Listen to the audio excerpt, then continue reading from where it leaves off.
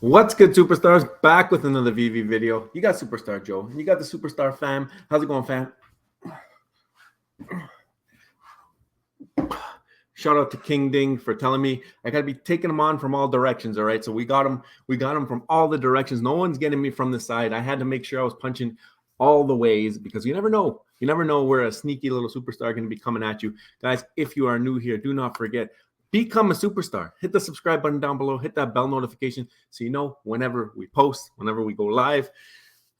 All kinds of different videos on this channel. If you go through the last year of videos every single day, it's a great thing. And you get that video, you get the topic from the title because there's never ever clickbait, so you know that you're going to be learning about whatever that title is, and it's going to just pop up on your screen with that bell notification. $2.99 a month. You can become a superstar VIP 2 days until star in the universe for the VIP members. First dibs on merch, first dibs on all the kinds of things that come to the channel.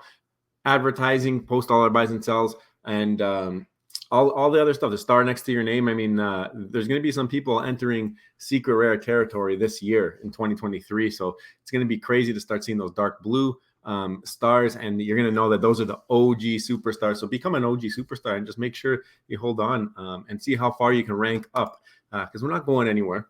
Twitter, Instagram, TikTok, if you want to follow us. Discord in the description if you want to give some video ideas, if you want to chat with the fam. The Superstar fam is there. They're going constantly. I'm always like having to catch up and scroll, but we're in there, and even Rob's been in there a few times. So definitely go over there and spend time with the fam. And also we have a PO box if you want to send us something and become a Superstar Hall of Famer. We really love the homemade artworks and that type of thing. You don't have to spend any money. I just love to see your creativity. So definitely, if that's an option for you guys, that's something that I would love to see. We have the VV Twitter. So I've been a couple days where I haven't gone through the news, but I'm going to pull it up here quickly. We have the Amazing Spider-Man Annual number 11, and it's the first Marvel work of Superstar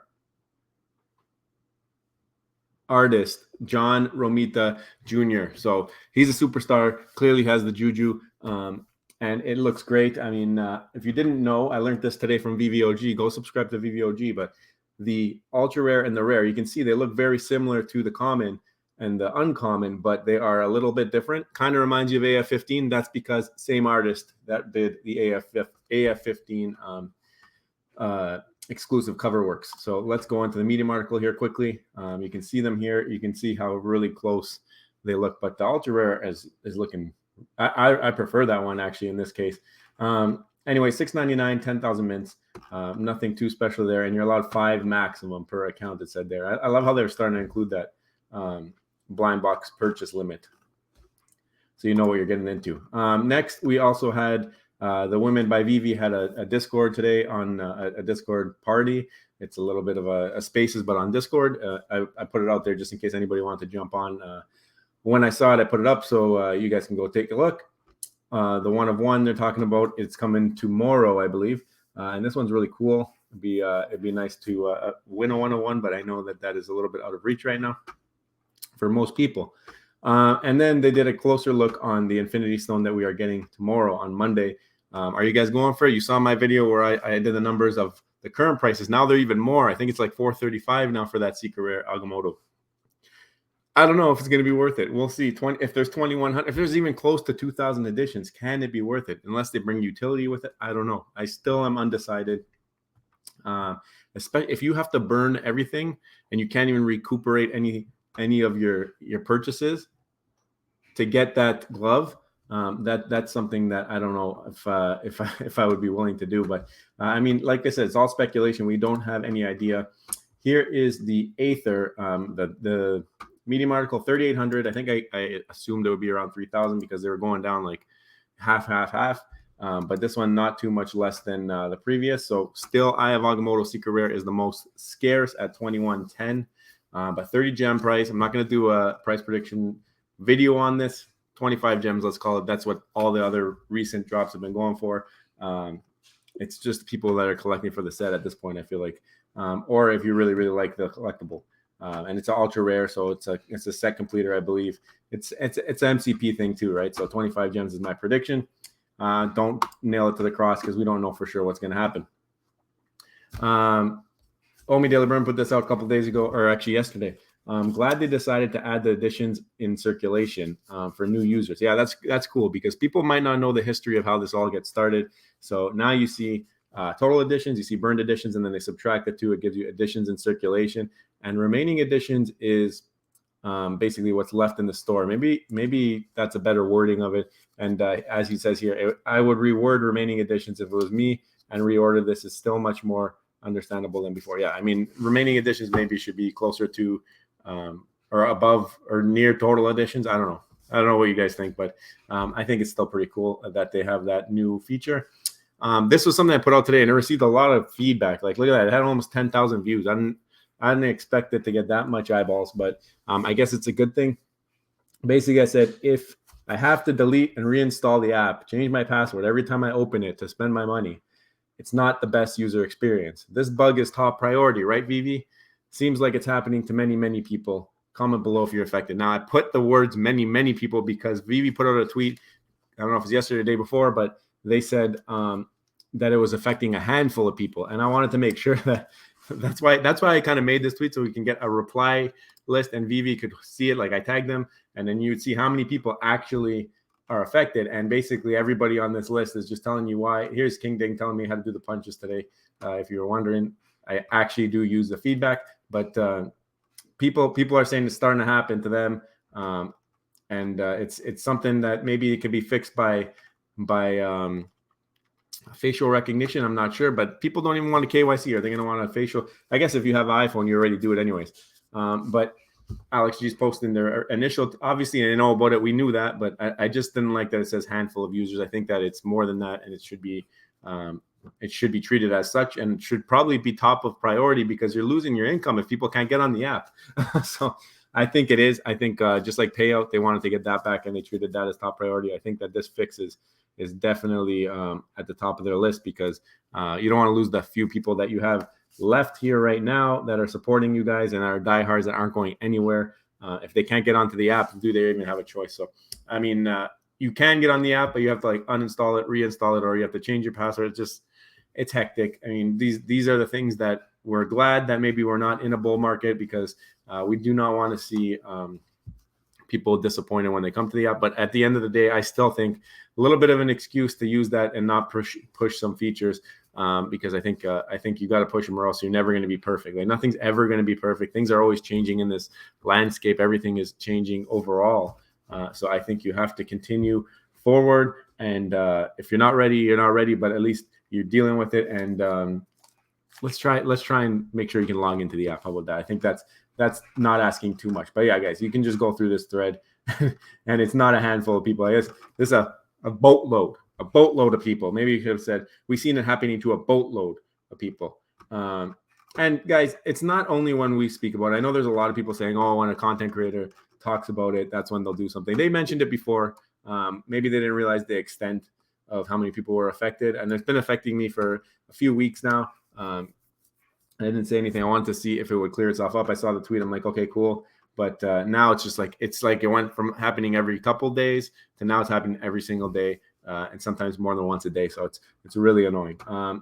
But yeah, if that's happening to you, let me know in the comments. I'm just curious to know that. Now I lost my spot, but here we go.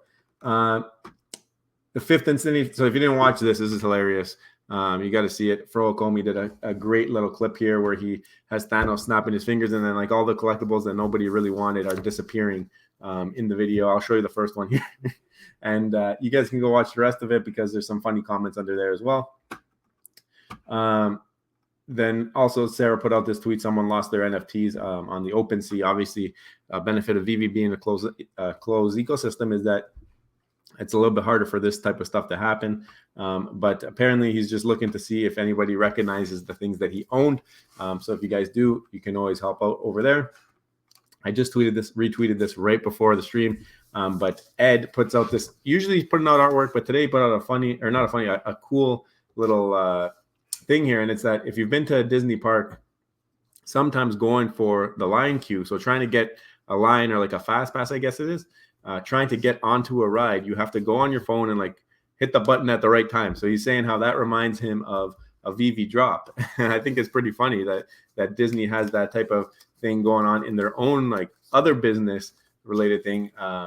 And it's just to me it's funny because in the video he shows the guy misses it and then she gets it. So it's like that is VEVE, or how VEVE used to be before, when everybody used to be competing and not getting things every single drop. It's either you get it or you don't get it nowadays, it seems like. But anyway, yeah, so I wanted to show that off.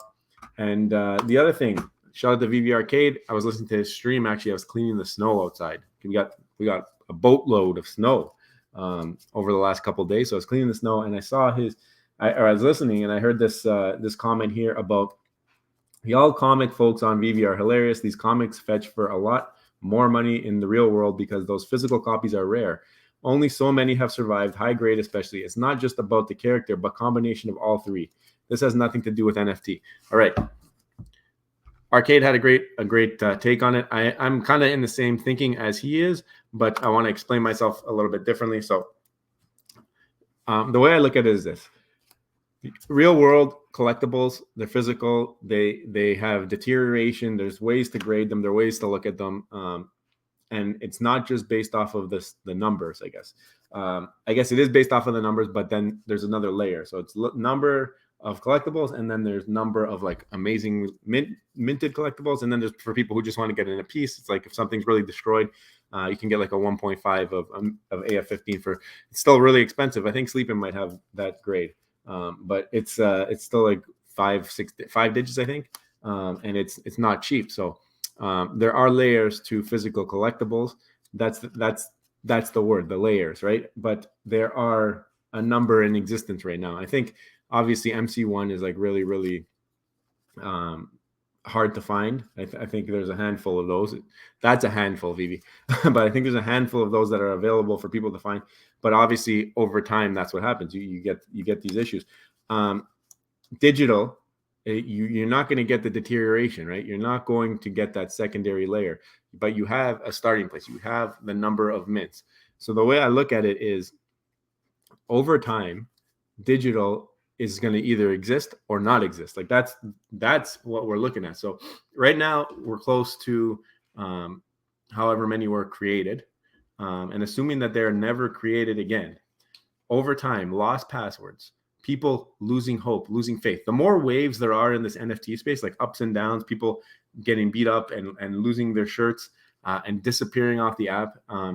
These are good things for the scarcity in this app. And we might never know how many actually are available to be accessed. Maybe VEVE will eventually know how many wallets have been abandoned, and then they can get a better idea. But what if like people die? What if people just get bored of it? What if people lose their password and then they just get sick of it? What if they can't log in because people won't let them log in, and then they just get frustrated? I think there's going to be a lot of unintentional burned collectibles. And I think over the same time period, like we're looking 1939 for Marvel Comics 1 to today. Like what if by 2100 or 2110, the year 2110, what if we have even less available of these digitals because of just that? Like think about it like this, the physical stuff, right?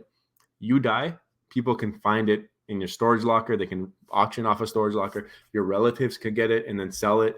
It could carry on its life. This digital stuff, if you die and you have no access to your account and nobody knows how to get in there, I'm not sure if VEVE has a policy on how to recuperate that stuff, but I'm assuming that there's going to be a lot of this stuff happening, and it's going to be, and like you're not going to notice it right now because we're still relatively new here. But what happens in 90 years? Like how many of these things are going to exist? And is that going to be when people start to pay attention to the scarcity here? And we're lucky. We're in this time right now where we're getting great drops, and maybe we're going to have like even less of these things available to us in 80 years, in 90 years. Like our kids might be on gold mines right now just because what if like these things start to disappear at a rapid rate? And then on top of that, we get burns. Like if burning happens, and then there's people who lose their accounts or people who get bored of a VEVE, and it's going to happen. There's going to be multiple cycles. This is not going to be the only bear market. I mean, even after the next bull market, there's going to be another bear market, and that could be where people lose faith. It could be where the next wave comes in. Like you're all waiting here to sell off your collectibles to the next wave. Like that's what's going to happen if you realize big gains, or if you really have long-term faith and you want to wait 10 years. You might go through a couple of those cycles, but there's going to be people who are going to sell their collection to the next people who come in when they find it during the next bull run. And then you're going to have the same cycle repeat itself. We're going to have people get pissed off. They're going to say, screw this, I'm off this app. And those are going to be gone forever. I think that there's potential for these digital collectibles to be more scarce than physicals. Because like I said, physicals can move through the ranks. Like you're going to get people throwing them out and going into landfills. But I feel like at this point, maybe a little less likely. I think with the digital stuff, it's new, and they're not crazy amount of prints for a lot of these items, collectibles or comics. So I think that there is potential for digital to become very scarce, very rare, and very sought after, just because of the fact that there might not be many listed, because there might not be many in circulation, and we might not know the number just because people decide to do what they want to do with this space. And I'm curious to see how it goes. I want to know what you guys think. How do you guys see it playing out? Do you ever see the digital collectibles getting as scarce as maybe an MC1 because of all of the NFT up and downs, people getting sick of errors and all that? And maybe that's a good thing that VEVE's made a couple of mistakes. Like you've lost a couple of diehard maybe collectors that won't come back, and their stuff's gone forever, hopefully. Makes everybody else's stuff worth more, right? I'd love to hear from you guys. Let me know in the comments down below what you think. And if you haven't already, don't forget, become a superstar. Smash that subscribe button. Hit the bell notification. Also become a superstar VIP, $2.99 a month. Hit the join button. Get all of the perks, merch, star, 2 days. 2 days, we're giving away a star in the universe in the superstar constellation. So guys, look out for that one. And we will see you in the next one. I love you.